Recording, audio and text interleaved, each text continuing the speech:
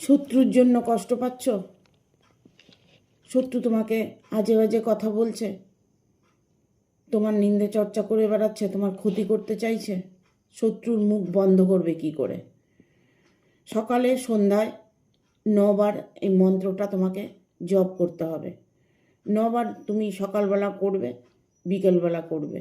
যেমনভাবে আছো, যেভাবে আছো সেভাবেই করবে। কোনো নিয়ম নিষ্ঠা নেই। তুমি যখনই আছো বসে তুমি 9 বার এই মন্ত্রটা পাঠ করবে। পাঠ করার পরে কি করবে? অমুকের জায়গাটা যে লেখা আছে, অমুকের জায়গায় শত্রুর নামটা নেবে, অমুকের জায়গায় শত্রুর বাবার নামটা নেবে।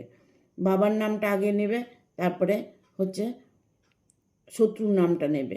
নিয়ে এই মন্ত্রটা বলবে, কালী কালী বল কালী, অমুকের পুত্র অমুকের মুখে বল কালী, দোহাই কামাখ্যা কালীর দোহাই।